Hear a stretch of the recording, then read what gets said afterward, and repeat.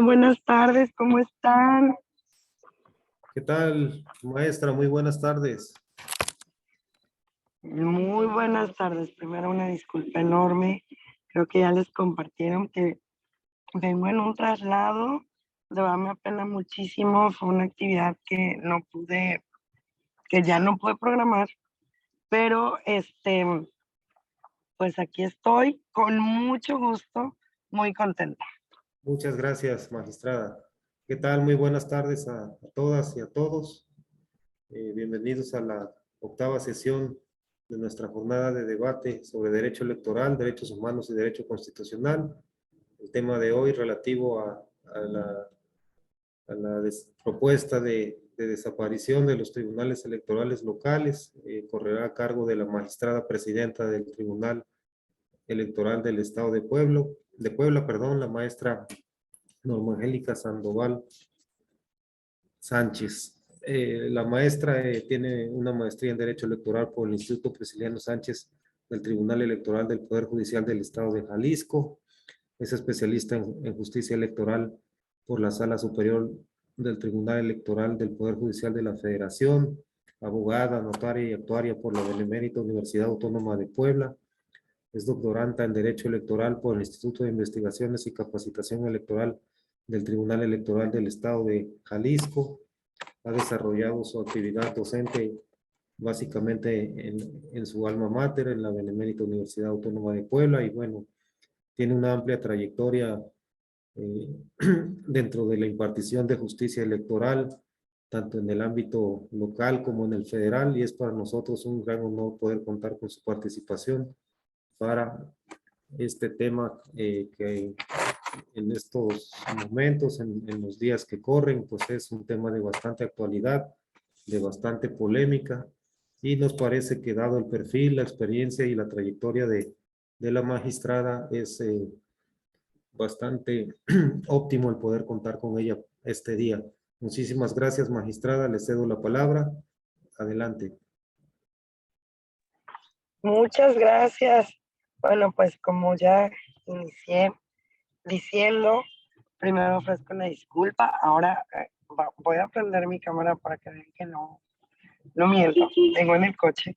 Ahora que llegue yo a mi destino, que será en un ratito más, pues ya podemos conocernos más, podré yo abrir mi cámara y podremos platicar más directamente, pero mientras podemos ir avanzando porque preparé una presentación para ustedes y me parece que podemos, bajo esa temática, ir agotando algunos temas. Eh, Primero, por supuesto, quiero dar las gracias al maestro Sandor Arevalo Zurita, coordinador de posgrados del Instituto Iberoamericano de Derecho Electoral, y por su invitación. Y también, por favor, le pido haga llegar un saludo al doctor Osvaldo Lara Borges, rector del propio instituto. Muchas gracias por esta invitación. Y bueno, también estoy muy contenta de participar en esta primera jornada sobre derecho electoral, derechos humanos y derecho constitucional. Ya lo decía, ¿verdad?, quien me ha precedido en el uso de la voz, que son momentos interesantes para hablar del derecho electoral, para hablar de la democracia, pero me parece que más bien es un momento propicio para que cada uno y cada una de nosotras tomemos o adoptemos o tengamos una conclusión.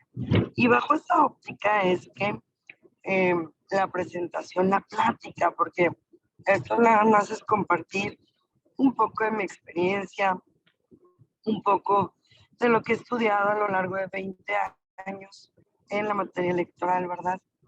Lo que he recopilado en esta trayectoria, y después saquemos las conclusiones de manera conjunta. Ustedes me dirán si la existencia y permanencia de los tribunales electorales de las entidades federativas es una necesidad o no lo es. Primero, pues obviamente para que podamos eh, descarapelar perfectamente todo esto que va a pasar, pues necesitamos hacer un poquito de historia. Muchos de los que estamos aquí, todos los que estamos aquí, somos muy jóvenes, ¿verdad? A veces no tanto, y bajo esa óptica es que podemos estar compartiendo, pues también vivencias, experiencias, y vamos a ir recordando un poco de la historia. Juan Manuel, ¿me puedes ayudar con la presentación, por favor? Gracias. Gracias. Pues eliminación de los tribunales electorales locales, fortalecimiento electoral o desmantelamiento institucional. Tema interesante y vamos a ver cuál va a ser nuestra conclusión, cuál va a ser la conclusión de este grupo. La siguiente. Gracias. Primero debemos recordar que la materia electoral pues no la conocemos, ¿verdad? Sobre todo la materia procesal electoral, no la conocemos o nunca, no de manera permanente ha sido como la conocemos.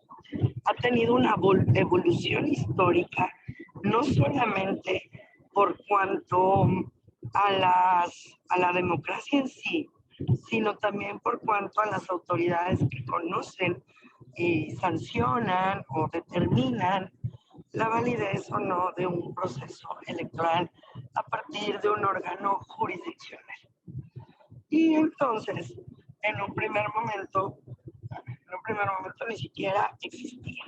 Teníamos una autocalificación, después evolucionamos a la heterocalificación, y dentro de los órganos jurisdiccionales que han conocido de la materia electoral, tenemos a la Suprema Corte de Justicia de la Nación, al Tribunal Electoral del Poder Judicial de la Federación y a los tribunales electorales locales, entendiendo a este gran sistema de impartición de justicia electoral, con este triduo maravilloso en donde cada una de estas instituciones ejerce una competencia determinada y específica a través de acciones de inconstitucionalidad, como lo hace la Corte, a través del sistema de medios de impugnación en materia federal, que es a partir de 9 medios de impugnación, como lo hace el Tribunal Electoral Federal, y los tribunales electorales locales, que tenemos distintas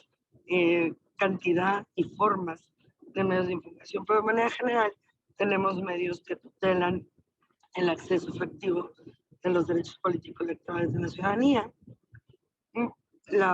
los medios de impugnación que combaten el resultado en sí de un proceso electoral, y pues el medio de impugnación que tutela o que verifica la legalidad y constitucionalidad de los actos y resoluciones de la autoridad administrativa en cada una de las entidades federativas, a partir de un sistema federado, a partir de la federación, a partir de esa facultad que se delega primero en la federación y después que también los propios estados, a partir de la Constitución Federal, van ejerciendo atribuciones que la propia norma, que la propia Constitución les van confiriendo. La siguiente. En esta cronología de justicia electoral, pues es obligado en primer momento a hablar de las juntas preparatorias, es decir, una democracia indirecta, una forma más bien no era una forma de participación de la ciudadanía, pero sí era una forma de participación a partir de determinadas figuras que eran las que representaban, ¿verdad?, a toda, pues a toda a toda la polis, a toda la gente, a todas las personas. Después viene el sistema de autocalificación a partir de una democracia directa. Lo hacía la Comisión Federal Electoral, el Colegio Electoral y el Tribunal de lo Contencioso Electoral, el famoso TRICOEL. Ustedes recordarán también en materia administrativa el Tribunal de lo Contencioso Administrativo, que en su momento también se llamó así, y que, bueno, a final de cuentas, en aquel momento, ¿verdad? No tenía atribuciones de obligatoriedad para la materialización de sus sentencias. Entonces, bueno, este sistema de autocalificación, yo digo que es, pues, el club de Toby, ¿verdad? Pues si nosotros que estamos aquí fuimos electos y alguien viene y nos impugna y nosotros mismos vamos a calificar nuestra elección, bueno, pues digamos quién de nosotros no fue electo de manera democrática y de manera legal. La realidad es que nadie lo dijo, o no se diría, o nunca se dijo. Jamás se dijo que alguien dentro de esta autocalificación, nunca se dijo que alguno de los integrantes había sido electo de manera, de manera ilegal. Hola Mario, sí, ya vimos de México, qué gusto, de Paraguay, de Guanajuato, qué padre que nos estén acompañando, seguramente ustedes están pasando lista. Yo la verdad es que no los conozco, pero me da mucho gusto leer desde aquí sus participaciones y su toma de asistencia en el chat de Zacatecas. Mucho gusto, Leoncito. Por aquí también tenemos, venimos hablando del sistema de autocalificación. Ya explicamos, ¿verdad? Que podríamos decir que es como un poco este club de Toby. Luego tiene el sistema de heterocalificación, así, por ahí del 93, en donde quien organizaba, sancionaba más bien las elecciones era el Tribunal Federal Electoral, el famosísimo TRIFE, que hasta hace mucho tiempo todavía mucha gente lo sigue identificando como TRIFE, Tribunal Federal Electoral, y es hasta 1996 que llega a esta Poder Judicial de la Federación como un órgano especializado precisamente del Poder Judicial de la Federación. Y fíjense que por ahí la Suprema Corte de la Justicia de la Nación, como ya lo veníamos viendo desde la primera diapositiva, pues también es una institución que conoce de la materia a través del recurso de reclamación, de algo que él propiamente ofreció amparo, y algo que se llamaba facultad de investigación de violación al voto público y per se las acciones de inconstitucionalidad. Las acciones de inconstitucionalidad siguen siendo una forma de defensa o de verificación de la constitucionalidad de una norma, pero de una norma general, no de una aplicación específica. Para eso está el Tribunal Electoral Poder Judicial de la Federación y también los tribunales electorales locales a partir de la facultad de control constitucional que la propia norma suprema pues nos delega en su texto. Entonces, pues ahí tenemos esta evolución, esta historia, como la hemos venido viviendo en México. Pensaríamos, ¿no?, que la materia electoral tiene muchos años.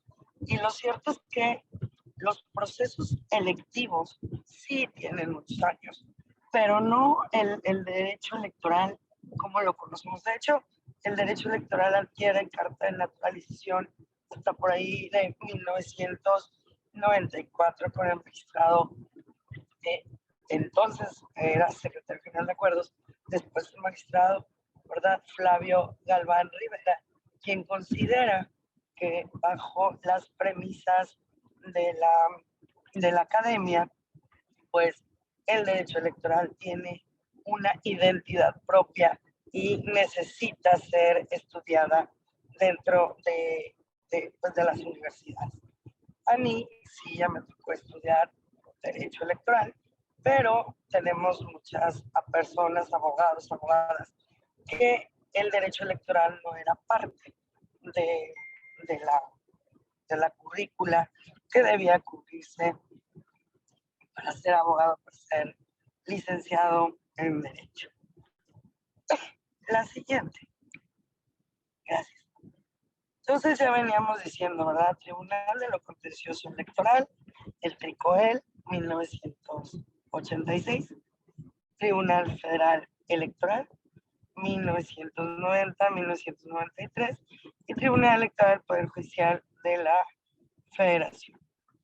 Aquí, estos años que ustedes tienen aquí, son los años en los que se dieron importantes reformas en la materia electoral, reformas que son paradigmáticas, no solamente en tratándose pues del proceso electoral en sí, sino en la forma de administrar justicia, en el fortalecimiento, en el camino largo que se ha tenido que caminar para fortalecer la justicia electoral en nuestro país.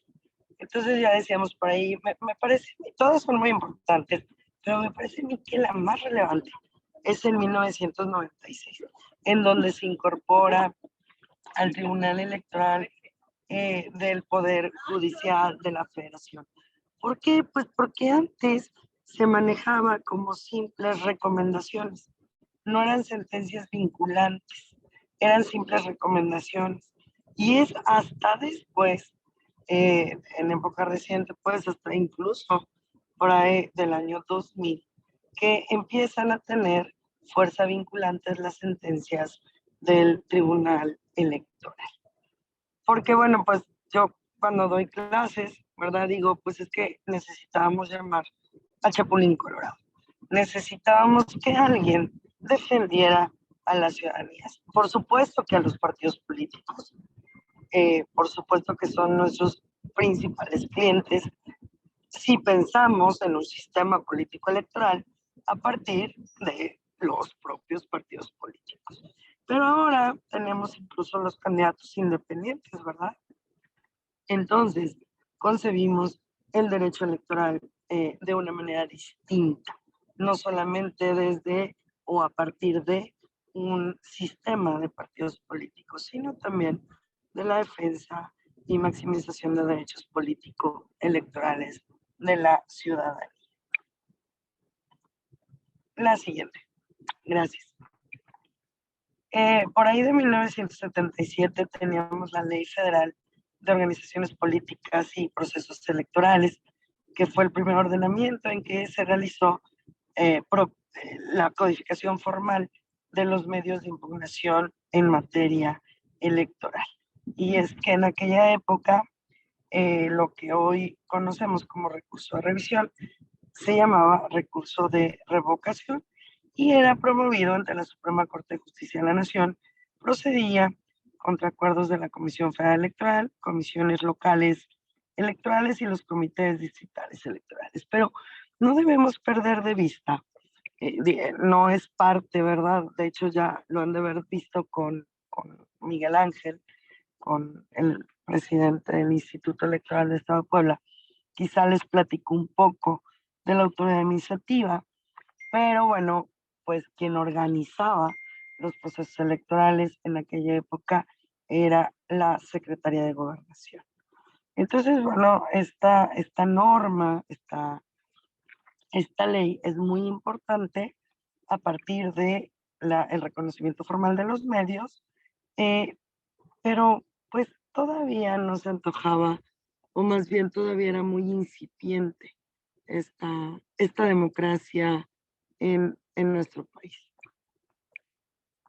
De ahí, en 1987, en el Código Federal Electoral se incluyó el recurso de revisión durante la etapa preparatoria de la elección y a partir de ese momento se le denominó recurso de revisión, procediendo contra actos o acuerdos de las comisiones locales electorales, de los comités distritales y de las propias resoluciones que dictara el Registro Nacional de Electores. Y bueno, pues quien conocía las comisiones estatales de vigilancia y para combatir actos de las delegaciones del Registro Nacional de Electores, y conocía el TRICOEL respecto a recursos interpuestos contra actos de esos comités distritales electorales y los que se interponían dentro de los 5 días previos al día de la jornada electoral. Estamos hablando de 1987. Nosotros éramos muy chiquitos, recuerden, pero algunos de nuestros compañeros que están aquí sentados, pues ya habían nacido, ¿verdad? Ya saben de qué estamos platicando. La siguiente. Después, en 1986, viene el Tribunal de lo Contencioso Electoral, el famoso TRICOEL, como un organismo denominado como un organismo autónomo de carácter administrativo, no jurisdiccional, solamente administrativo, dotado de autonomía plena para resolver recursos de apelación y queja establecidos en el propio Código Federal Electoral. Sus sentencias no eran definitivas porque podían ser modificadas por los colegios electorales. ¿Y saben quiénes conformaban esos colegios electorales? Pues las propias cámaras de diputados y senadores que resolvían en última instancia la calificación de las elecciones. Esto que veníamos hablando, que es la autocalificación, el club de Toby. ¿Se acuerdan que les dije?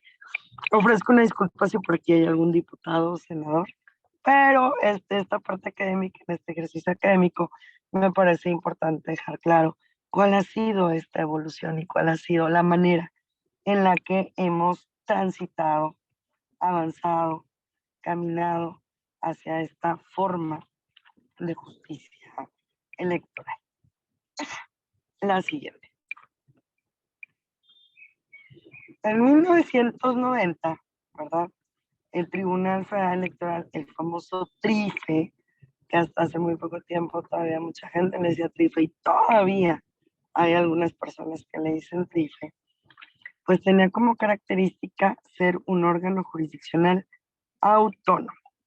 Pero las sentencias no eran definitivas y podrían ser modificadas por las 2/3 partes de los miembros de los colegios electorales de las cámaras de diputados y senadores. Y ojo, además eran de los que estuvieran presentes.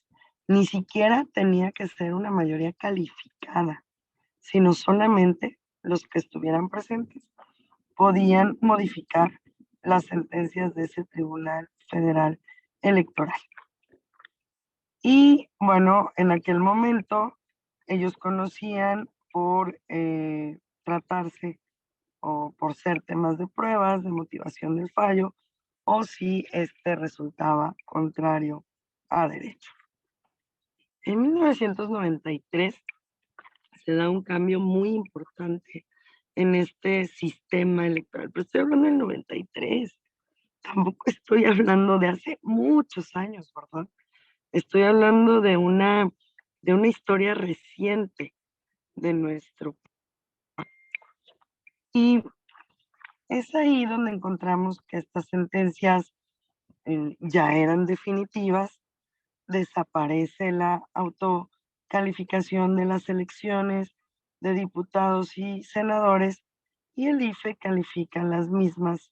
En caso de impugnación era el Tribunal Federal, el Tribunal Federal Electoral, el que debía resolver de manera definitiva.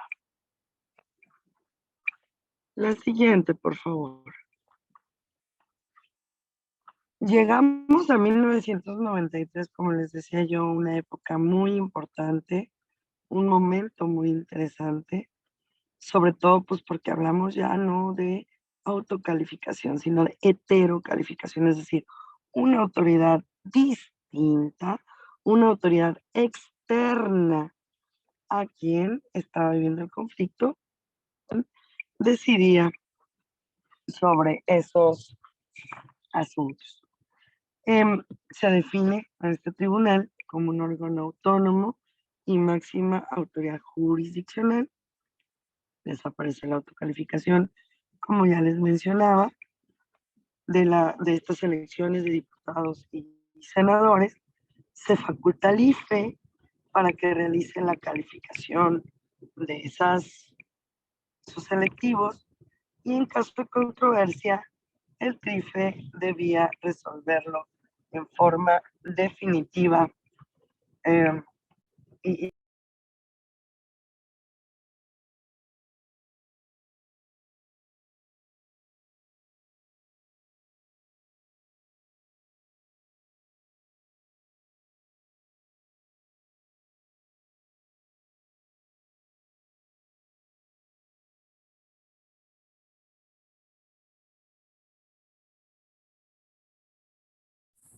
Perdón, ¿se perdió el audio?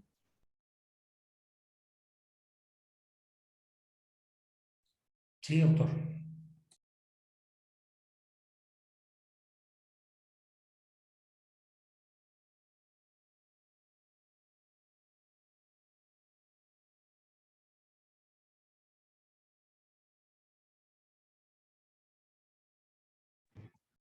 sí, Francisco, perdón, no se escucha. Algo pasó y perdí señal, pero ya me conecté. Y de hecho, miren, estoy llegando a mi destino, afortunadamente.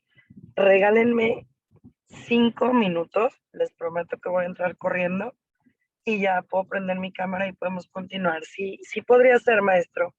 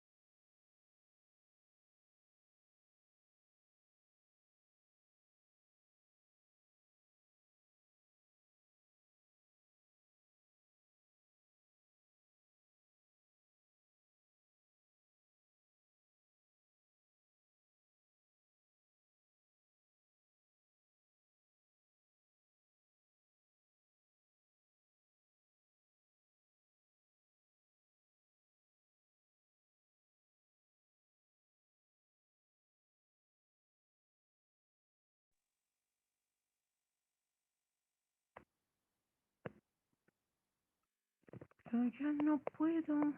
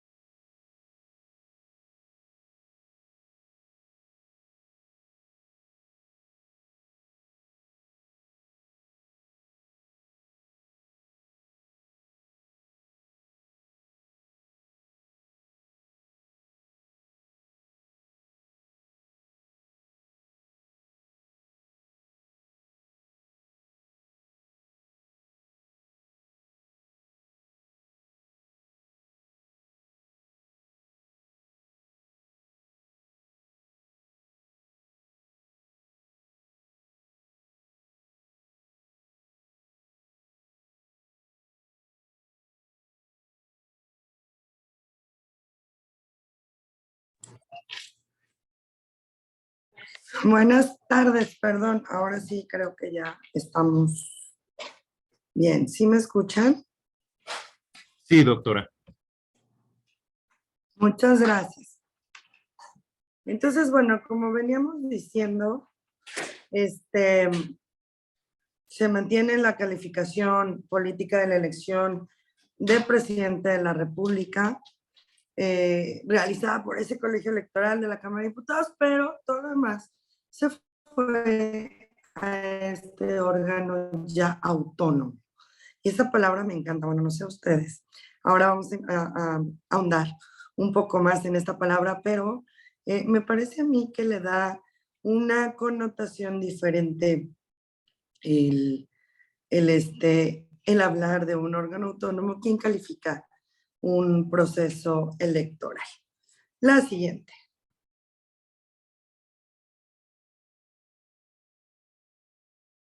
Gracias.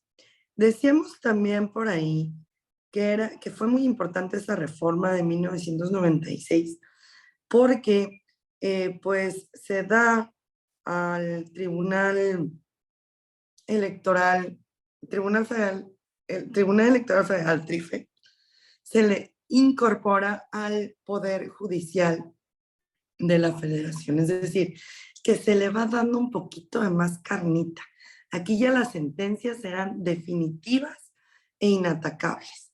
Se le define ya como una máxima autoridad jurisdiccional en materia electoral y órgano especializado del Poder Judicial de la Federación, con excepción de las acciones de inconstitucionalidad que eran competencia de la Corte y siguen siendo competencia de la Corte, y le da ahí al Tribunal Electoral del Poder Judicial de la Federación la facultad para realizar el cómputo final de la elección presidencial, pronunciar la declaración de validez de la elección de presidente electo y se concluye así de manera definitiva hasta el 96, hasta 1996. Se concluye con la calificación política de las elecciones y venimos diciendo, bueno, existía un partido hegemónico, es decir, había una multiplicidad de partidos, sí, pero lo cierto es que solamente había uno en el poder. Y entonces, pues es como les decía yo, ese club de Toby. Si yo organizo, yo califico, yo digo, pues entonces, pues, ¿qué resultado, verdad? Si huele como pato, camina como pato, hace como pato, pues no vamos a esperar que sea un perro, va a ser un pato. Entonces, bueno, es hasta este 96 donde se le da esta, pues, esta nueva forma. La siguiente. Gracias. Decíamos por ahí hacia un control abstracto de leyes o el control abstracto de leyes es la Suprema Corte de Justicia de la Nación y solamente o se queda hacia el Tribunal Electoral del Poder Judicial de la Federación el control concreto de constitucionalidad y espacio, legalidad a través de todos estos medios de impugnación, de juicio de revisión constitucional, del juicio de inconformidad, del recurso de apelación, del juicio para la protección de los derechos político-electorales de la ciudadanía, y el recurso de reconsideración y el recurso de revisión en su caso. Y la Corte, bueno, pues se queda esa facultad de interpretar de manera directa esos preceptos constitucionales para saber si reúnen o no esos requisitos de alguna norma. Generalmente después de una reforma en materia electoral hay una acción de inconstitucionalidad para que la Suprema Corte de Justicia determine qué es lo que pasa. En algunos casos hay una expulsación, yo le digo, de la norma, del sistema, no solamente de un caso concreto, a través de una declaración de inconstitucionalidad de los ministros, pero se necesitan a 8 ministros votando en el mismo sentido. Si no se logra esa votación, entonces la norma no se declara constitucional, pero tampoco se declara inconstitucional. Y entonces la norma sigue siendo derecho positivo vigente, es decir, se sigue aplicando a muchos casos en concreto. No sé cuál es la modalidad, maestro, pero hasta ahí habría alguna pregunta o alguien tendría alguna pregunta. Hasta el momento no, doctora. Muchas gracias. Ok. Bueno, sí me gustaría hacer una pregunta, doctora. Siguiente, por favor. Sí, claro. Sí, ahí me genera, me brinca el tema del control abstracto y el control concreto. Sí me gustaría ampliar un poco eso porque sí es muy común que se esté hablando de esto y a veces nos confundimos en esos dos temas.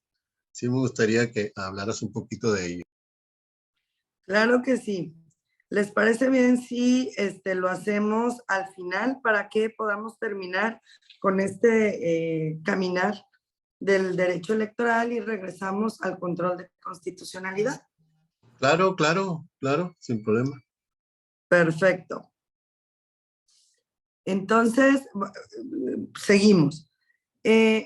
En la Suprema Corte de Justicia de la Nación, y aquí voy a tocar el tema, no tan a profundidad, si al final es necesario lo tocamos de una manera distinta, pero bueno, la Suprema Corte de Justicia de la Nación, en el primer párrafo del artículo 94 de la Constitución, señala que se deposita el ejercicio del Poder Judicial de la Federación en la Corte, en el Tribunal Electoral, en los colegiados y en los unitarios de circuito, así como en los juzgados de distrito.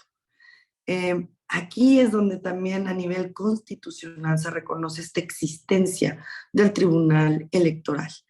Un poco a la par, la Corte siempre está un poquito más arriba en este control que hace de la Constitución. Y pues en sí constituye la máxima autoridad jurisdiccional en materia electoral y la única facultad para realizar o analizar en abstracto la constitución de las leyes electorales. La siguiente.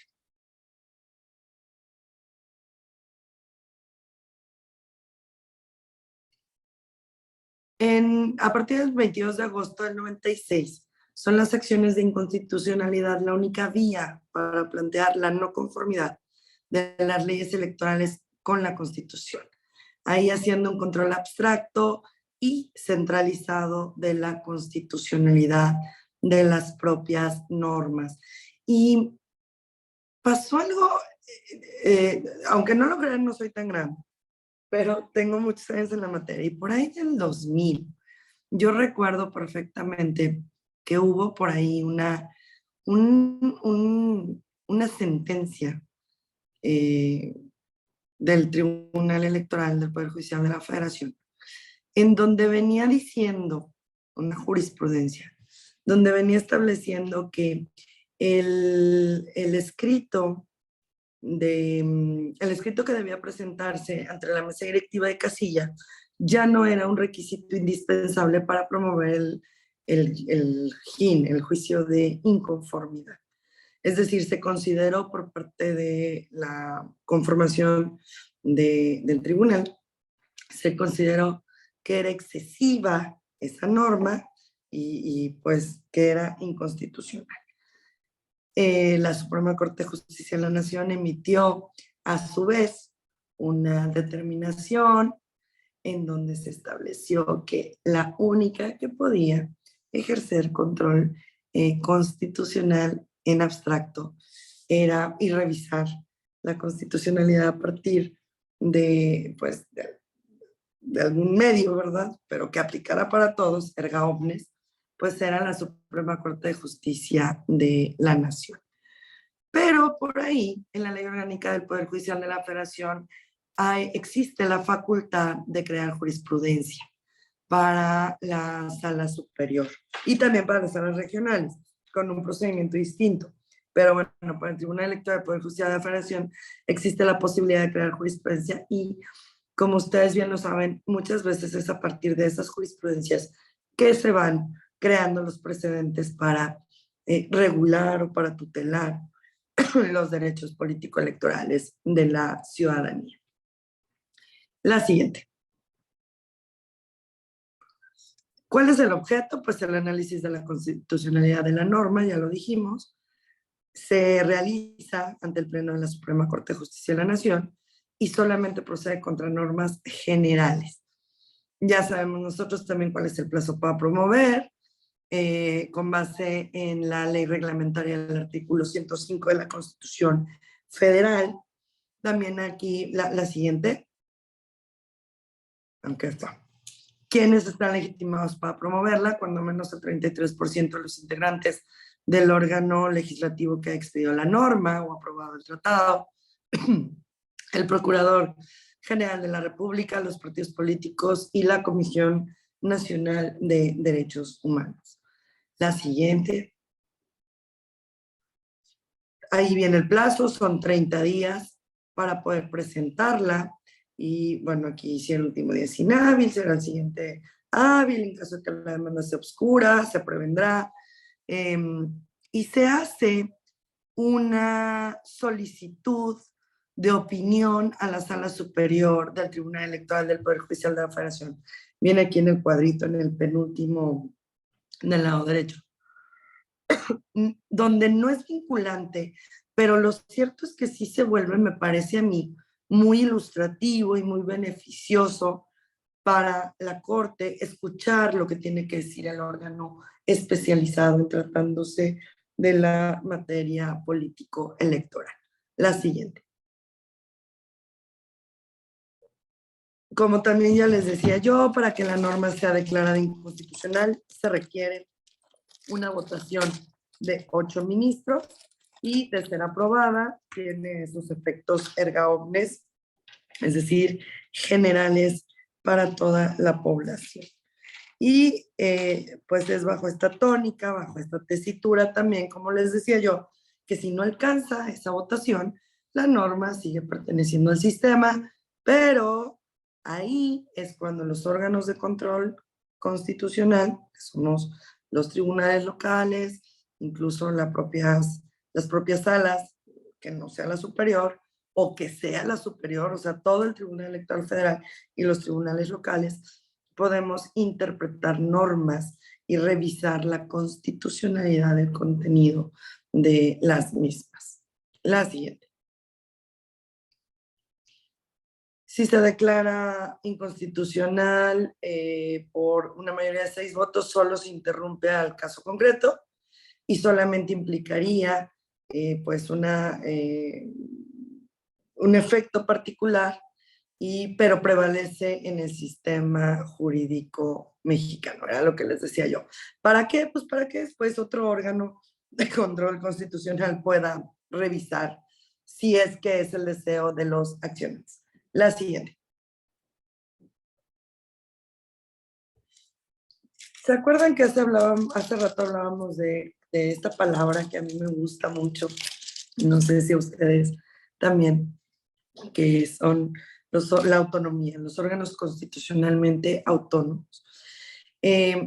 Según la tesis de la Corte, la 20-2007, surge bajo una idea de equilibrio constitucional basada en controles de poder y evoluciona así la teoría básica o la teoría tradicional de la división de poderes, dejándose de concebir la organización del Estado, ¿verdad?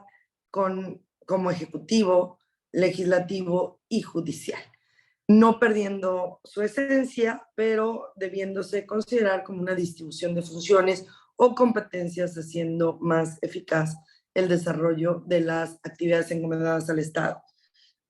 Ahorita podríamos hacer una pausa y decir, oye, pero es que son muchos órganos autónomos, son pocos. Yo les diría, creo que lo importante no es saber si son muchos o si son pocos. Lo importante es saber si son efectivos, si realmente los órganos, los OCAS, los famosos OCAS, si esos órganos constitucionalmente autónomos que ahora tenemos son suficientes o si no lo son para poder cumplir con estas facultades y atribuciones del Estado que no puede conocer per se por su naturaleza. La siguiente, voy a tratar de explicarme en la siguiente. Miren ustedes, la creación de este tipo de órganos no altera o destruye la teoría tradicional de la división de poderes y no significa que no formen parte del Estado, porque mucha gente nos dice, ay, sí, ¿y ustedes de dónde reciben dinero? No, pues del Estado, por supuesto. O sea, créanme que no nos cae del cielo. Tenemos que recibir, tenemos que pagar sueldos, tenemos que pagar una renta, tenemos que pagar luz. O sea, somos una institución, somos una institución que debe sobrevivir, que necesita tener un financiamiento, necesita tener una economía para poder subsistir. Pero su misión principal radica en atender necesidades torales del Estado como de la sociedad en general, conformándose como nuevos organismos que se encuentran a la par de los organismos tradicionales. Sus características, deben estar establecidos directamente en la Constitución Federal. Los tribunales electorales estamos en la Constitución Federal.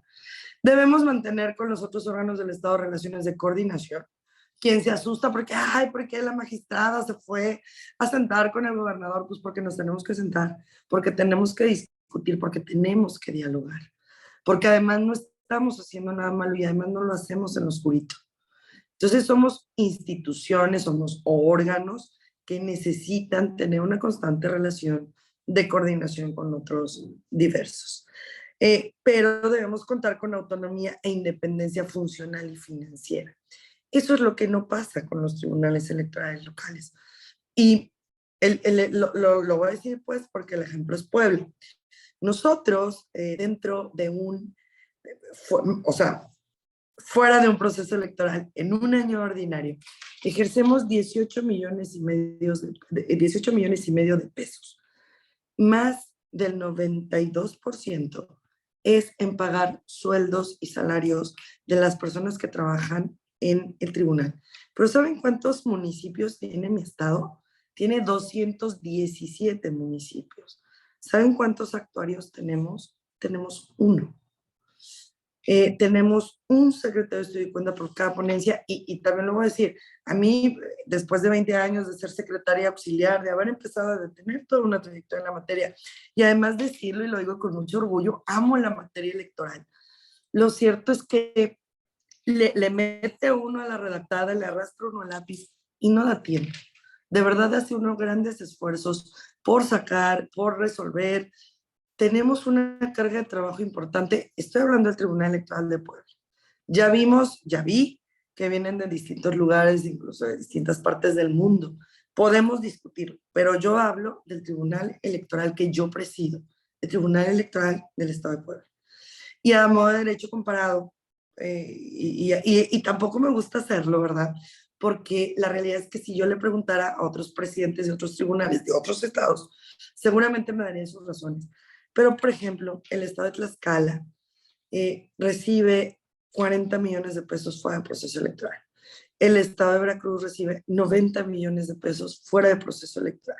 Entonces, esta independencia funcional la tenemos, esa independencia financiera también la tenemos para el ejercicio del gasto. Eso lo decide el máximo órgano de cada tribunal. O sea, el pleno es el que decide en qué se va a gastar el dinero.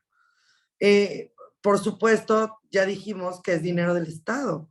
Entonces, pasamos además distintos filtros, auditoría de la Federación, auditorías estatales, distintos órganos, incluso nuestros propios contralorías internas, contralorías externas. Vamos verificando el gasto de los dineros, la erogación del gasto público. Debemos tener por ahí también funciones primarias o originarias del Estado. O sea, en el caso de nosotros es la administración de justicia. Por supuesto, esa función, esa atribución es de uno de los poderes del Estado, ¿verdad? Del Poder Judicial. Pero ¿qué es lo que nos diferencia de ellos? Que nosotros no pertenecemos al Estado. Nosotros no pertenecemos, no somos un tribunal superior de justicia que tenga incluso al interior de nuestro órgano que tenga una subordinación, por ejemplo, del presidente. En el caso de los tribunales electorales locales, nos nombran como magistrados y dentro de nosotros elegimos a quién va a presidir. No es como en otras, en algunos otros poderes, ¿verdad? O más bien en los poderes, nosotros no somos un poder, en donde pues el presidente, por ejemplo, no integra pleno o no tiene ponencia. Nosotros integramos pleno, tenemos ponencia y además hacemos funciones administrativas. Entonces, este ejercicio de administración de justicia es una facultad contenida en la Constitución para un poder del Estado que en este caso se delega en este órgano constitucionalmente autónomo. Y considero yo, o al menos hasta ahora me parece, que hemos dado buenas cuentas. La siguiente. ¿Qué dice la Constitución? La Constitución Federal dice que, el artículo 40, que es la voluntad del pueblo mexicano constituirse en una república representativa, democrática, laica y federal, compuesta por estados libres y soberanos en todo lo concerniente a su régimen interior y por la Ciudad de México unidos en una federación establecida según los principios de esta ley fundamental, y que el pueblo ejerce su soberanía por medio de los poderes de la Unión en los casos de competencia de estos y por los estados y la Ciudad de México en lo que toca a sus regímenes interiores en los términos que establece propiamente la propia Constitución y las particulares de cada estado, así como el de la Ciudad de México, las que en ningún caso pueden contravenir las estipulaciones del Pacto Federal. La siguiente. Por ahí tenemos el artículo 124 que establece qué atribuciones, qué facultades están expresamente concedidas por la Constitución a los funcionarios federales. Y el 116 es el que establece, ¿verdad? O es el que señala que de conformidad con las bases establecidas en esta Constitución y las leyes generales, en la materia de las constituciones y leyes de los estados en materia electoral, se debe garantizar que las autoridades que tengan a su cargo la organización de las elecciones y las jurisdiccionales que resuelven las controversias en la materia gocen de autonomía en su funcionamiento e independencia en sus decisiones conforme a lo que determinen las leyes y otros que establece la propia Constitución. La siguiente.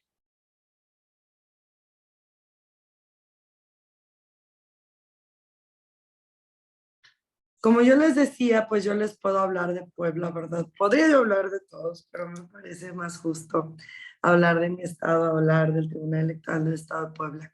Y nosotros en 2000, el Código de Instituciones y Procesos Electorales del Estado nos reconoce con el carácter de permanentes, surgiendo como una necesidad social de los propios actores políticos para garantizar imparcialidad, legalidad y constitucionalidad de los actos electorales. La siguiente. ¿Qué conoce el Tribunal Electoral del Estado de Puebla? Porque en algunas ocasiones se piensa que solamente trabajamos dentro de los procesos electorales.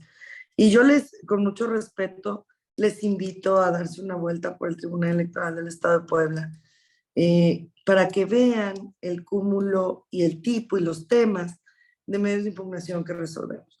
Resolvemos asuntos que estén relacionados con las dietas, con el pago de las remuneraciones de quienes integran los cabildos o quienes hayan accedido a un cargo de elección popular, la conformación de nuevos partidos políticos, derechos de petición de quienes integran los órganos de representación política, elección de juntas auxiliares, en Puebla son casi 700. Conocemos de violencia política en contra de la mujer en razón de género y también resolvemos de conflictos de partidos políticos.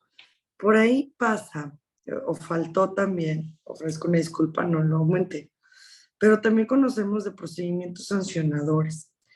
Y los procedimientos sancionadores se pueden dar dentro o fuera de los procesos electorales. Entonces, el cúmulo y el tipo, el abanico de medios de impugnación que vamos conociendo, pues es completamente, se va ampliando, va generando una real tutela efectiva de los derechos político-electorales de la ciudadanía. La siguiente.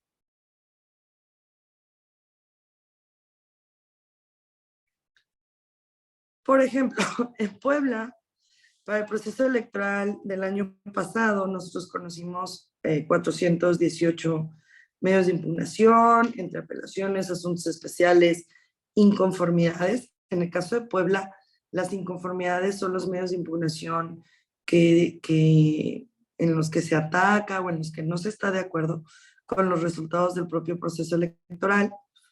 194 juicios para la protección de los derechos político-electorales de la ciudadanía. Y ojo, no tienen que ver con credenciales para votar con fotografía, porque eso solamente tienen que ver o son competencia del Tribunal Federal, porque el único que conoce que observa o que ve respecto de la credencial para votar, pues es el Instituto Nacional Electoral. Nosotros conocimos de 19 incidentes de apertura de paquetes, es decir, en sede jurisdiccional resolvimos de ellos y abrimos muchos paquetes electorales que no habían sido aperturados en la autoridad administrativa, y la autoridad administrativa electoral en Puebla aperturó elecciones completas. Entonces, esta fue más o menos, no más o menos, el estadístico del año pasado, derivado solo del proceso electoral anterior, sin tomar en consideración procedimientos especiales, violencia de género, dietas, derechos de petición y otro tipo, y ese tipo, perdón, de acciones y de temas que se van impugnando. La siguiente.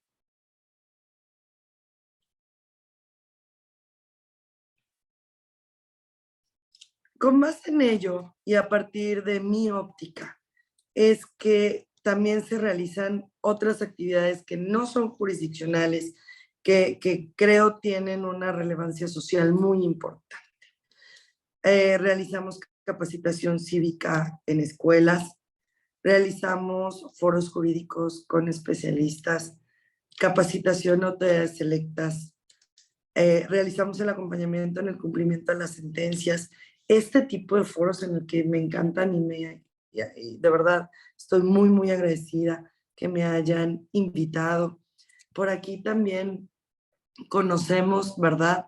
De los por ejemplo, el Observatorio de Participación Política de las Mujeres, hay uno en cada entidad federativa y al menos en Puebla sí somos muy activos. El Tribunal Electoral tenemos la presidencia del mismo en momentos recientes, pues.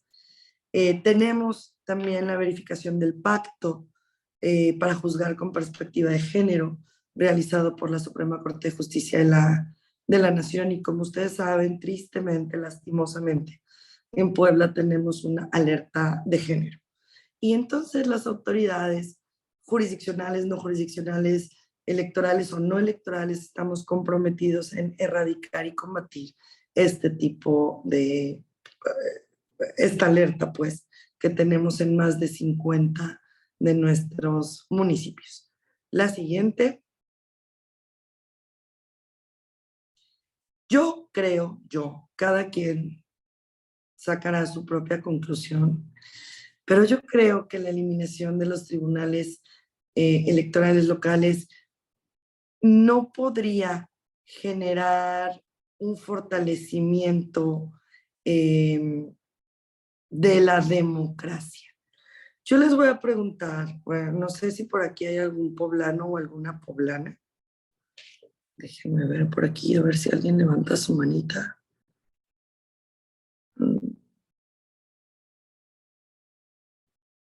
Creo que no hay ninguna manita, ¿verdad?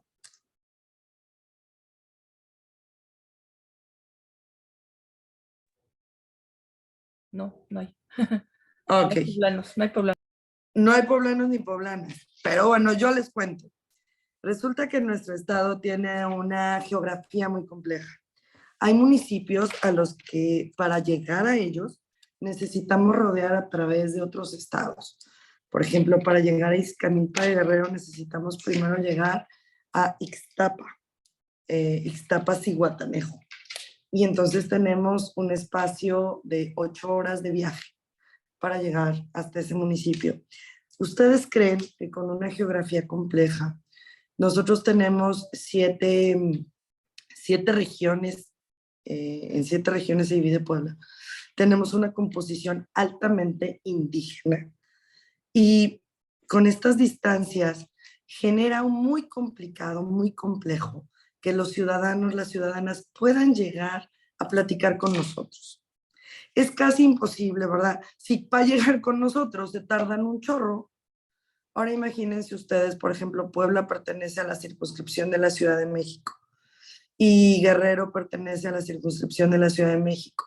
Y en esta circunscripción estamos Tlaxcala, Puebla, Guerrero, Ciudad de México y estamos y Morelos, estamos estos 5 estados. ¿Ustedes se imaginan si en este principio de cercanía, de tener a las instituciones más cerca, se lograría cumplir si los tribunales electorales desapareciéramos? Y créanme que hacemos grandes esfuerzos. Nosotros en el Tribunal Electoral tenemos, al menos hacemos varios esfuerzos por recibir a todos. Cualquiera que llegue a tocar la puerta, se le abre.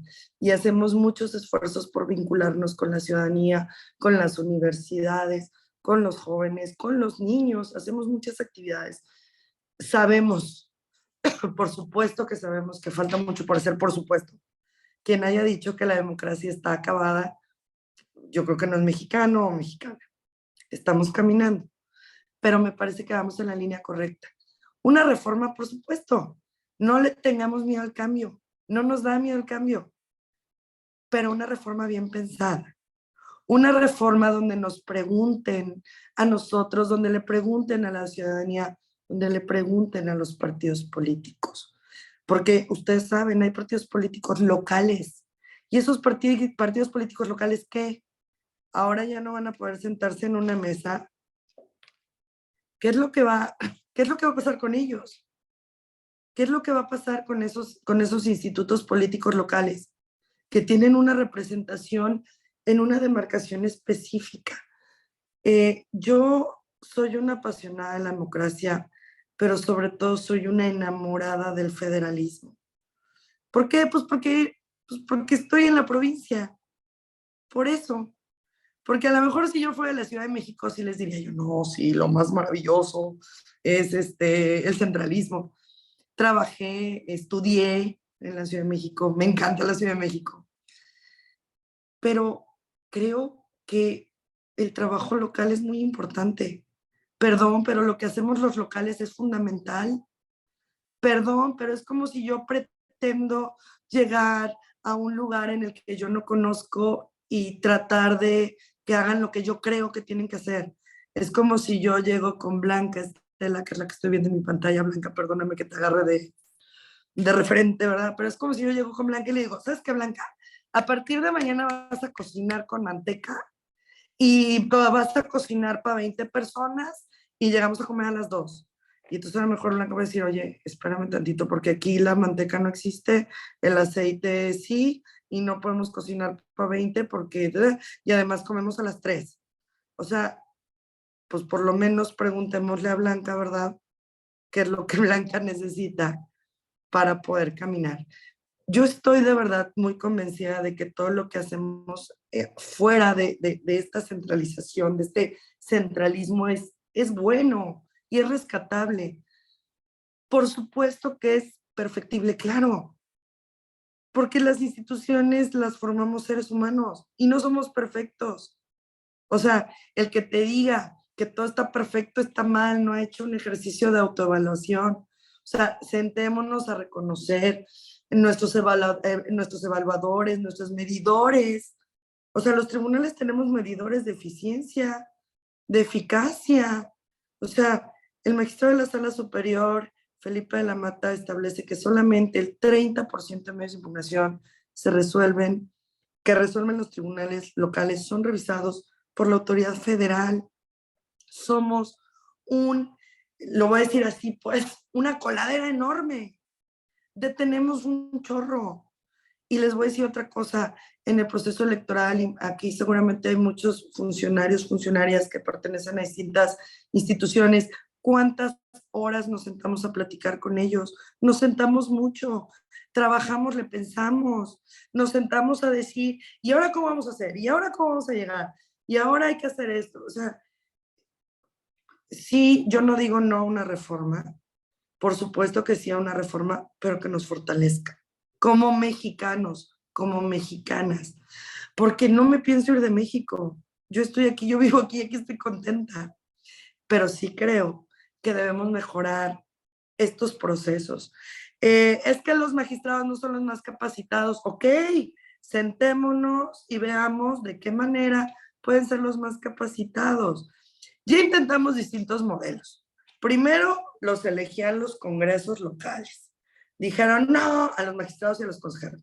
Dijeron no, porque el control es de los gobernadores. Sale. Que nos elija el INE y nos elija el Senado. Y luego, ¿qué pasó? No, pues los gobernadores dicen, no, pues es que tú me mandas a gente que yo ni conozco y además de todo los tengo que mantener. ¿Por qué es eso? El dinero no viene de la federación.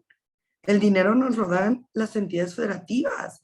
Entonces, no es cierto que nosotros nos sentamos a pactar, no, pero nos tenemos que sentar a platicar el presupuesto, nos tenemos que sentar a platicar las necesidades de nuestros tribunales, nos tenemos que sentar a platicar porque necesitamos la luz, necesitamos pagar luz, necesitamos pagar teléfono, necesitamos pagar nómina. Oye, pero es que ¿por qué tienen derecho o acceso a gastos médicos mayores? Pues porque no somos DIULE, porque nosotros trabajamos 24 por 40, 24 por 7, parecemos peor que el Oxxo, yo me eché el comercial. Estamos día y noche. Y yo le decía por ahí a un funcionario, a una funcionaria de alto nivel en mi estado, decía yo te reto y veme a saludar a las 3 de la mañana y ahí voy a estar, porque hay días que no duermo, o sea, porque siento una responsabilidad de sacar mi trabajo bien. Ah, pero te revocan. Ah, pues sí, no soy perfecta, no soy infalible, también me equivoco. Y tiene que ver con interpretaciones, pero al menos en Puebla, de todos estos medios de impugnación que yo les platiqué, solamente tuvimos 5 elecciones extraordinarias de 217 municipios, 0 muertos. Créanme que para nosotros fue un proceso exitosísimo. Es que lo ideal es que ninguno hubiera sido extraordinario. Esa no es la culpa de la autoridad. También los partidos políticos tienen su tarea que hacer. También la ciudadanía tiene su parte que hacer. La democracia es de todas y de todos. La democracia es algo compartido. El pensar que solo las autoridades, solo los ciudadanos, no, pues si no es la papa caliente, no nos la podemos estar aventando. O sea, tenemos que entrarle. Por supuesto que sí. Y por eso le entramos con órganos especializados. Y por eso nuestros currículums están ahí para que ustedes los revisen. Y por eso también nuestras comparecencias están en internet para que ustedes nos vean. Y por eso también cuando comparecemos ante la corte también están ahí nuestras comparecencias. No se vale que digan que estamos más gorditos o flaquitos, ya eso es otra cosa. Pero sí se vale que digan, pues sabe argumentar, no sabe ni de lo que está hablando, o sí sabe, bueno, tampoco somos todólogos, ¿no? Por eso nos formamos por equipos, por especialistas, vamos caminando, vamos creando comunidad también. Entonces, la siguiente, Juan.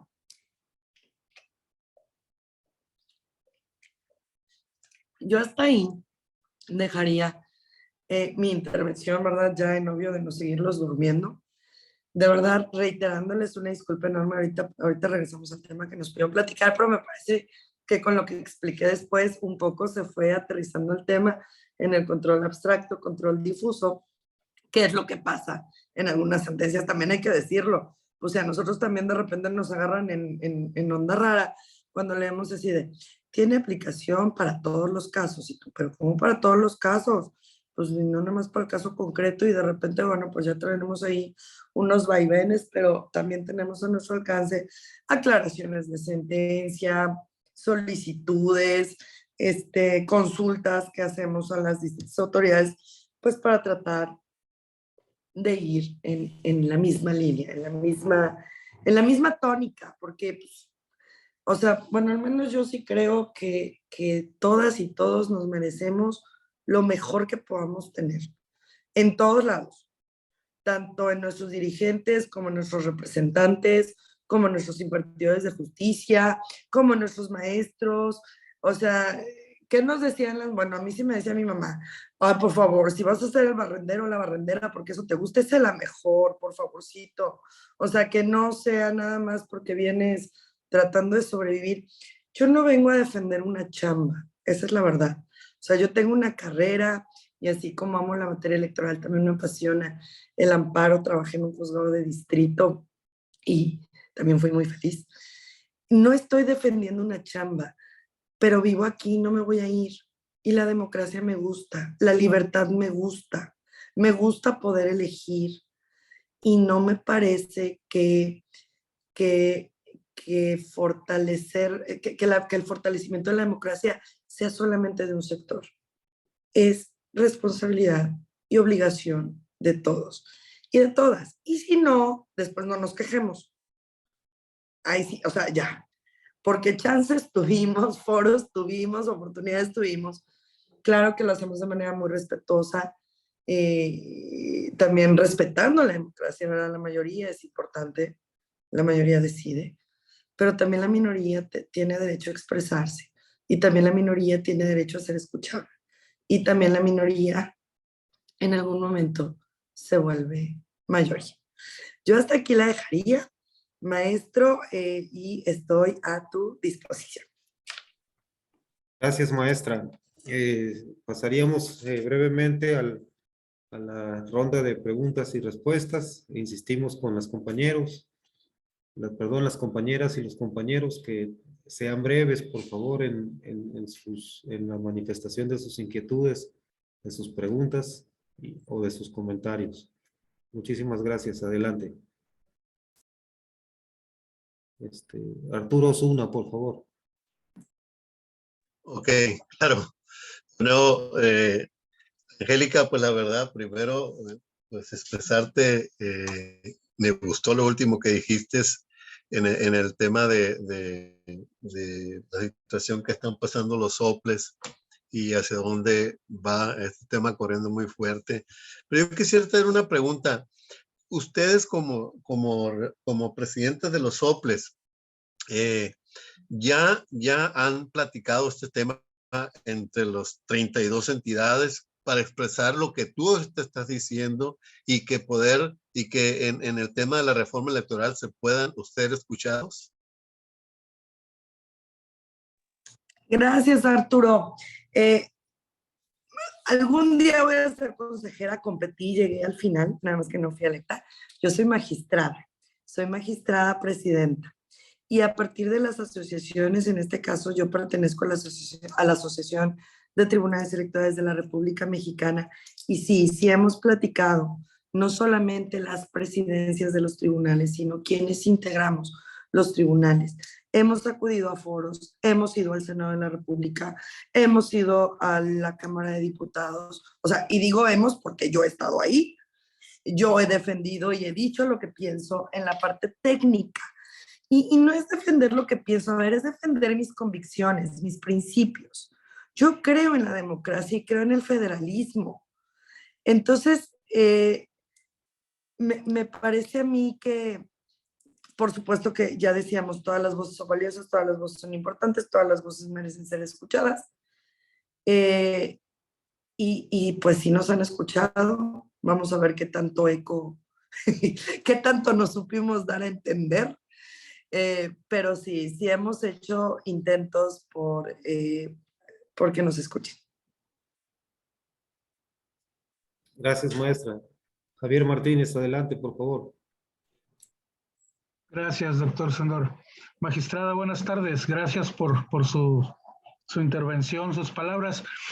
¿Qué opinión le merece, magistrada, el hecho de que hace más de un año que se dio inicio a esta cuestión de presionar a los tribunales al no elegir por parte del Senado aquellas vacantes en los tribunales estatales y dejar con un magistrado por lo menos o magistrada por lo menos en cada uno de ellos?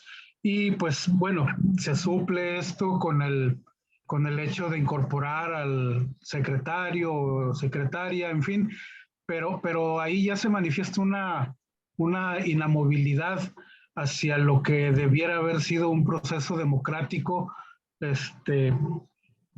Vamos, esto ya daba señas de que habría consideraciones de forma y de fondo para una reforma electoral de gran calado, regresiva desde el punto de vista personal, por todo lo que ello implica, desde la desaparición de los tribunales y de los soples, la reconfiguración del INE, pero con un borrón y cuenta nueva.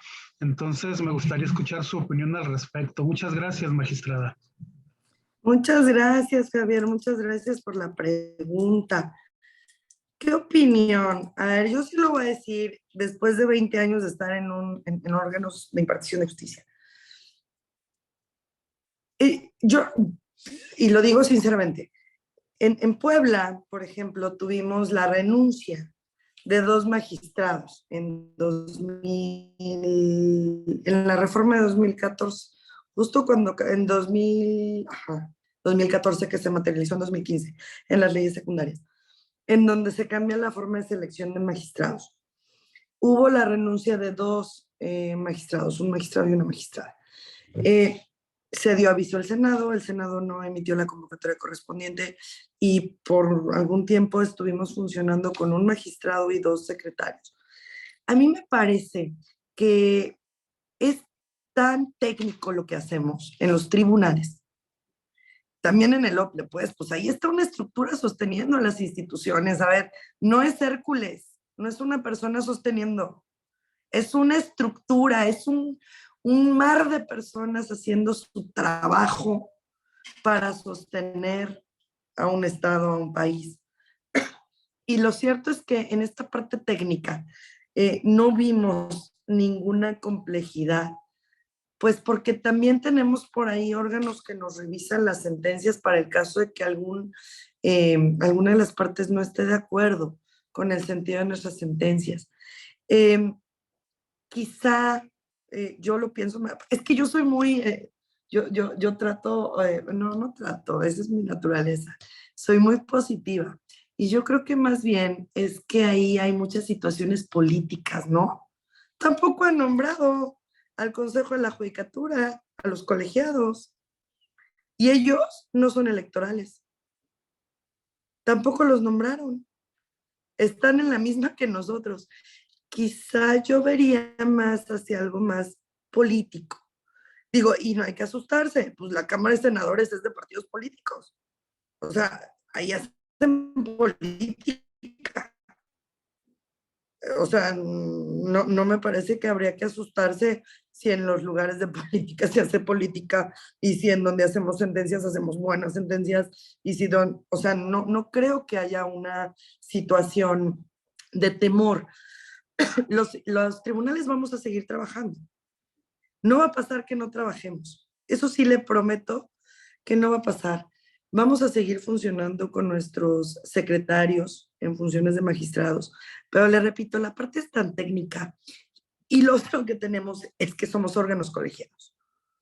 Entonces yo no voy a firmar una sentencia si no la revisé previamente y estoy satisfecha con el resultado que viene en el proyecto que se somete a mi consideración. Entonces, me parece a mí que lo único que estamos pasando ahora es un impasse, un momento de espera en lo que nombran a los magistrados, a las magistradas. Por supuesto que me parece me parece un poco más preocupante, por ejemplo, el tema del presupuesto. El tener OPLES que no tienen dinero para funcionar. OPLES o tribunales que hasta ahorita no hemos tenido el ejemplo de tribunales, pero de OPLES que no tienen dinero para terminar el año. Eso sí me parece muy grave. La asfixia presupuestal hacia instituciones que tienen ya, pues lo voy a decir así, pues, una responsabilidad adquirida, tan solo con sus trabajadores, ¿verdad? Porque, pues en casa de todos comemos 3 veces al día, o al menos intentamos. Y en casa de todos salimos a trabajar porque necesitamos. Yo todavía no encuentro quizá don Slim que salga a trabajar sin necesitarlo. Pero ahí en fuera todos salimos a trabajar porque lo necesitamos. Entonces, mi opinión personal es que no lo veo la presión política hacia los órganos en sí, hacia nosotros. Créame que pues nosotros nos volteamos y decimos, vamos a seguir, nosotros no nos vamos a parar. Nosotros no vamos a depender de si tenemos magistrados o magistradas nombrados. Nuestro trabajo sigue, no se va a detener. No le vamos a fallar a la única a la que no le podemos fallar, que es a la ciudadanía. Todo lo demás tiene que ver con situaciones ajenas, con situaciones que se están platicando y que se están resolviendo, dirimiendo en otras instancias. pero el ciudadano, la ciudadana, la mujer que está sufriendo violencia política, esa mujer que viene a pedir medidas de protección porque la acaban de balacear y que además es presidenta municipal o regidora, a ella sí no le vamos a fallar. Nosotros no. La democracia no le va a fallar a esas personas. Y de lo demás, pues vamos dando tiempo a ver qué va pasando. Es indiscutible. Las reformas son necesarias. El derecho es dinámico. Eso es natural. Como usted bien dijo, viendo para adelante, no para atrás. Quizá para atrás sí sería bastante triste, porque ya vimos la evolución en esta clase, en este momentito que ustedes me han permitido compartir. Vimos ya la evolución de todo lo que los jóvenes y otros más jóvenes han tenido que trabajar. Yo recuerdo, yo era muy chica pues, pero recuerdo esas marchas que hacían, recuerdo esas exigencias, esos videos. Hay un video que a mí me marca mucho, cuando cambian de línea al IFE. Perdón, de la autocalificación al IFE. Es un video en donde, que está alojado en la página del IFE, en donde se ven esas necesidades sociales.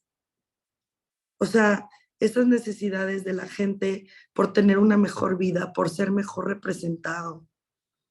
Porque no importa el color no importa. Lo que importa es la idea, la ideología. Que nos vengan que cualquiera, hasta los marcianos, vengan a ponerse aquí si son lo mejor para lo que tenemos. Pero pues todos, bueno, no todos tenemos, pero tenemos niños. Hay niños y niñas mexicanas que se merecen un país mejor. Muchas gracias, Javier. Gracias, maestra. Solo hemos visto por aquí en el chat algunos comentarios más que hacen alusión precisamente a la sobresaturación que podría darse en caso de centralizar la justicia electoral, del tribunal. Y bueno, son comentarios que están por aquí. No sé si alguien más quiere hacer alguna pregunta. Marley Juárez, adelante, por favor.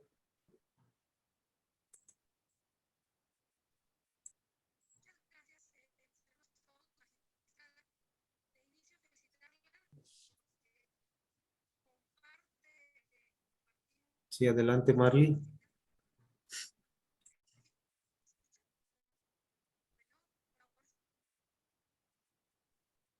Parece que está fallando su audio. Ajá, porque sí se oye, pero súper lejos.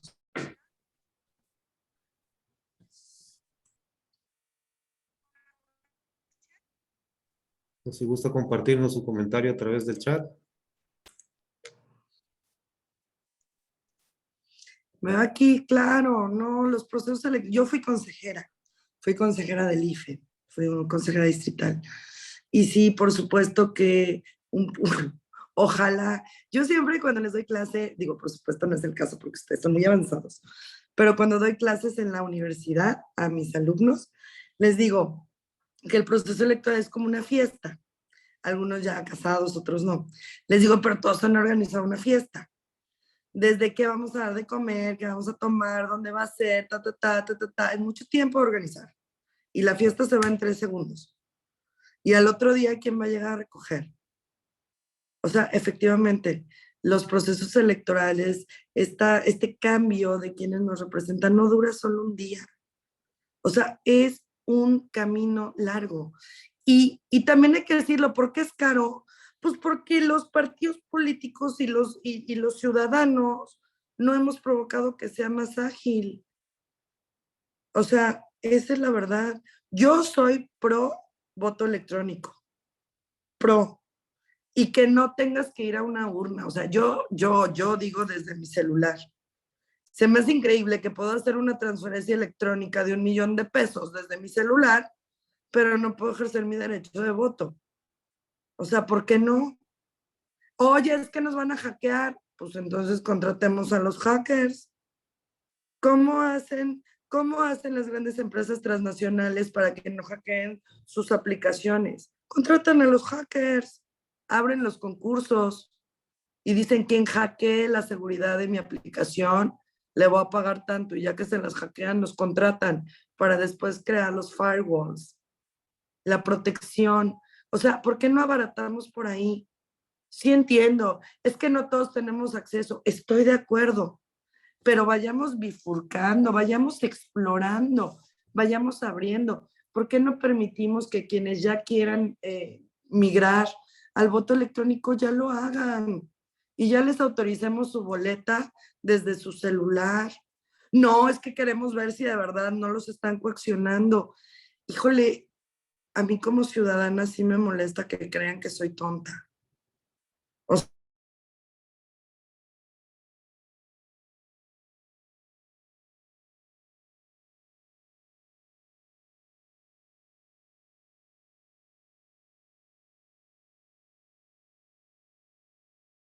Se congeló la pantalla de la maestra. Sí, sí, al parecer sí.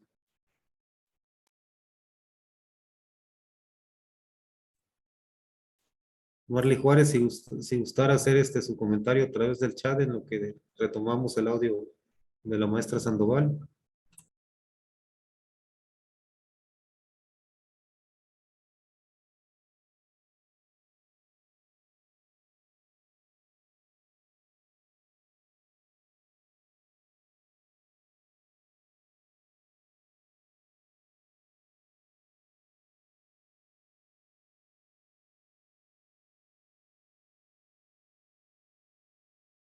ya, no sé por qué me sacó. Pero, perdón, les decía yo que ya está, se me olvidó en qué estaba yo, de que dije, ahora que le apachurré. Pero me jugó, yo creo que de los hackers ya dijeron, no, no queremos voto electrónico, ya que se calle. Pero yo sí creo en el voto electrónico. Hagámoslo eficiente. Dejamos que la ciudadanía, nosotros, les decía yo, en mi mapa primero busco dónde está el municipio, porque son 217. ¿Cuántos ciudadanos tiene? ¿Sobre cuántas personas voy a decidir? Voy a decidir la vida de mucha gente, no para un año. Seguramente o puede ser que mi decisión impacte generaciones enteras. Y al menos yo, en mi conciencia, en mi ética, y lo que a mí me enseñaron es tener la conciencia tranquila. O sea, no serviría de nada desde la comodidad de mi escritorio, de resolver sobre una elección. Por eso yo les decía, ay, pues qué fácil, si voy a llegar a la casa de Raimundo Arias y yo voy a decidir cómo quiero que viva. Voy a decir, oye, no manches, pues si tú ni me conoces. O si llego a la casa de Jorge, o si llego a la casa de Elena, o de Flor, o de Mónica, o de Adrián, o de Marcelino, o de Claudia, o de cualquiera de ustedes. Yo creo que no es viable. O sea, hagámoslo pensadamente, sí. No es perfecto el sistema, no. Es que de hecho, ¿quién dijo que era perfecto? Nadie dijo. O sea, siempre hemos dicho que podemos mejorar, pero no me parece que la desaparición de las instituciones sea la manera. Yo creo que la evolución, no la involución, la evolución de las instituciones nos va a llevar a otro panorama. Pero construyamos. Si ya lo tenemos, si ya caminamos, ¿por qué nos queremos regresar? No entiendo. Creo que ahora sí, ¿verdad? Ya no veo aquí en nuestro chat.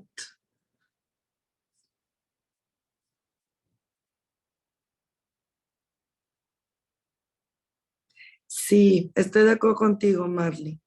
Desafortunadamente la ciudadanía muchas veces no conoce. Y te voy a decir una cosa.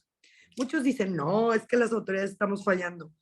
Yo creo que estamos, ya lo decía yo hace rato, es un trabajo de todos, no es la papa caliente. Pues si el país es de todos, ¿no? O sea, pues sí, todos y todas somos mexicanos. La democracia es de todas y de todos. El trabajo es de todas y de todos. Las autoridades hacemos esfuerzos y tenemos nichos de oportunidad. Sí, sí los tenemos. Y estamos trabajando, sí, claro.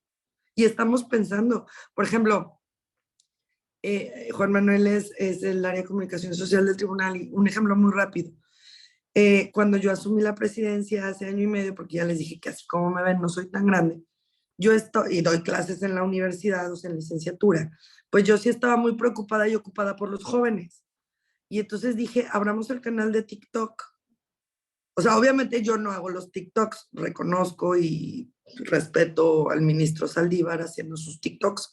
Yo no hago TikToks para el tribunal. Pero sí hay un canal de TikTok del tribunal donde jóvenes le hablan a otros jóvenes, donde niños le hablan a otros niños.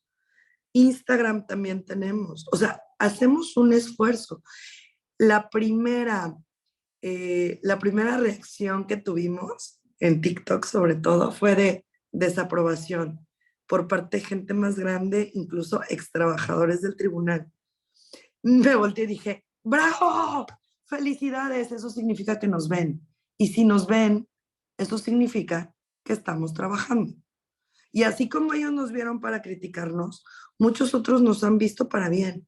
Y sí les voy a presumir, por ejemplo, en TikTok también trabajamos temas de género. A mí me interesa mucho. Y los niños y las niñas. Y tenemos una cápsula de TikTok de género que tiene más de 35,000 visitas. Y no tenemos muchos seguidores, ¿eh? Solamente esa cápsula en particular tiene muchísimas visitas. Y lo más interesante es los comentarios de los jóvenes. Y cómo a todos y cada uno se les ha dado respuesta y se les ha intentado canalizar. Entonces, las autoridades estamos haciendo un esfuerzo y la ciudadanía tiene que hacer el suyo. Por lo menos de ver qué es lo que hacemos. O sea, es un trabajo conjunto. Muchas gracias, doctor. Ahora sí ya no veo más chat. Al contrario, gracias, maestra. Gracias a todos por sus comentarios en el chat. Agradecemos, como siempre, la participación de nuestro ponente del día de hoy, la maestra Norma Angélica Sandoval, magistrada presidenta del Tribunal Electoral del Estado de Puebla. Muchísimas gracias, maestra, por esta ponencia que nos permite contar con la perspectiva, como siempre decimos nosotros en el instituto, de quienes realmente están en las trincheras de lo que es la construcción de nuestra calidad democrática. Muchísimas gracias, maestra. Gracias a todas, a todos por su asistencia. Nos vemos la próxima semana. Buenas noches. Gracias, buenas noches. Buenas noches, gracias. Gracias. Y ahí les dejamos la ponencia. Gracias. Gracias, muy amable. Gracias, muy amable. Gracias. Saludos a todos, gracias. Gracias, magistrada. Buenas noches. Muchas gracias. Buenas noches. Gracias por todo. Gracias a ustedes. Saludos desde Sonora. Sonora, qué bonito. Muchos amigos de allá. Adiós, Salomón. Hasta luego. Saludos desde Guerrero. Ah, no, Acapulco además muy bonito. Muchísimas Misma gracias. circunscripción. Gracias. Saludos, magistrada, desde la montaña de Guerrero. Mire, muy bonito. Ya vi también Mali de Tlaxcala, CAE. Aquí Felicidades. colindando con Puebla, prácticamente nosotros aquí en la montaña. No, pues es que nosotros, Tlaxcala, Puebla, Morelos, o sea, la verdad es que somos la onda del país. También los del norte, Chihuahua, por ejemplo. Es que nos quedan más lejos, por eso dije que pero sí también. Estamos más en corto aquí en el sur. ¿Verdad que sí? Estamos más cerquita. Así es, así es. Bienvenida a Guerrero cuando guste. Muchas gracias, muchísimas gracias. Felicidades a los CAES, de verdad, sí, son héroes y heroínas sin capa. Sí, son mis héroes. Caminaba yo y caminaba yo. Recorren zonas muy, muy, muy alejadas. Yo tuve la oportunidad de ser consejero distrital aquí en la montaña de Guerrero y son de las zonas más accidentadas, bueno, como la Sierra de Puebla. Prácticamente y te vas 5 días con la bendición de Dios nada más y regresas tremendamente cansado. Pero sí. Pero el espíritu llega lleno. Yo recorrí, a mí me gustaba como consejera y hacía yo los recorridos con los CAES. Y la verdad es que sí llegábamos muy cansados, pero el corazón llegaba muy lleno, porque hay muchos ciudadanos muy responsables. Sí, Marley, ser CAE te transforma la vida, por supuesto que sí. Y ser consejera y dedicarnos a esto y seguir construyendo la democracia, sí nos transforma. Y quien no lo entiende es porque no lo ha vivido. Es bien fácil. Cuando es que ¿por qué? Pues porque no han vivido. O sea, no lo han vivido desde lo que hacemos. Es maravilloso como digo yo, todo lo electoral. Así es, y fíjese que es una particularidad de muchos pueblos, sobre todo cuando indígenas, que muchos participan porque se está acostumbrado en los pueblos que es una labor social, tienes que hacer labor social. Entonces, aquí en Guerrero, por lo menos los que hablamos Tunsabi, Mixteco, Náhuatl, Tlapaneco, Mepa, entonces hay como que esa característica de participar, ya estás esperando, hasta quieres estar en la lista de los insaculados para que te toque, pero a veces ni te toque y a veces llegas primero en la fila para ver si uno de los que son funcionarios de la mesa directiva de casilla no llegó para que te puedan elegir a ti. O sea, muchas veces encontramos esas particularidades también. Son una verdadera experiencia. Es una gran fiesta el proceso electoral. Y además es la fiesta de los mexicanos y las mexicanas. Pero aquí pasa, lo resumo en esas palabras que dice, todos quieren fiesta, pero nadie le quiere entrar, nadie quiere decir yo soy el primero o le entro. Entonces así está esta reforma, ¿no? O sea, quieren hacer fiesta, pero no quieren poner ni voluntad, ni dinero, ni nada, ¿no? Pues las cosas tampoco se hacen por arte de magia. No, y en órganos tan especializados y lo hemos logrado hacer muy bien, esa es la verdad. Lo hacemos muy bien y todo nace somos una máquina perfecta, la materia electoral. Si el CAE se equivoca, si el supervisor se equivoca, si el consejero se equivoca, si nos caemos todos en desbandada. Entonces somos una máquina perfecta, engranada perfectamente. Pero yo confío en que, pues mire, a final de cuentas también lo cierto es que la renovación de todos estos poderes, pues se ha dado bien o mal a partir de los procesos electorales. Haiga sido como haiga sido, dicen en mi pueblo. Y a final de cuentas, todos están sentados en sus sillas y no es cierto que sean el mismo color ya. Tenemos muchos colores sentados y me parece que eso también hay que reconocer y habrá que ver que en un ejercicio real de análisis, pues vean cómo sí ha avanzado lo que tiene que ver con la materia electoral. Maestra, una última pregunta, perdón, no le hice hace un momento. Aquí, por ejemplo, la libre determinación de los pueblos indígenas, en este caso, ¿no se vería vulnerada con esta reforma? Porque pues hay que consultarle a los pueblos indígenas si quieren este tipo de reformas también, ¿no? Y lo cual lleva un proceso. Aquí en Guerrero se echó para abajo la ley 701 porque no se le consultó a los pueblos indígenas. Entonces, aquí en Guerrero somos cerca de 500,000 habitantes indígenas y 300,000 afromexicanos.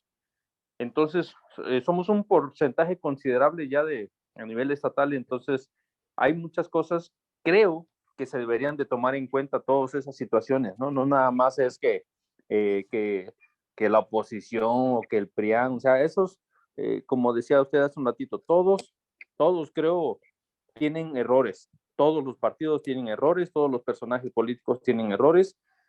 Yo creo que se trata de construir una mejor sociedad, más justa, más igualitaria, para poder hacer estas reformas, más incluyentes, no más incluyentes para hacer estas reformas. Yo creo que sí impactaría, ¿no? Yo, en Puebla tenemos revocadas 3 leyes. Una de ellas, incluida la que crea el Instituto de Pueblos Indígenas en mi estado, porque se nos olvidó la consulta. Entonces, sí, de repente me parece que también nos hemos olvidado que en este México, que tenemos que entrar todas y todos. Y tenemos que escuchar a todas y todos. Y tenemos que preguntarles, ¿verdad? Porque no vamos a poder llegar a imponer, como les decía yo, en casa de nadie, cómo se tiene que hacer cuando no sabemos las condiciones reales. Entonces sí me parece, yo también lo he dicho, el tema de la consulta, ¿verdad? También sería muy interesante. Muchas gracias, magistrada, que esté muy bien, descanse, buenas noches. Gracias, Fray. Hasta luego, que esté muy bien.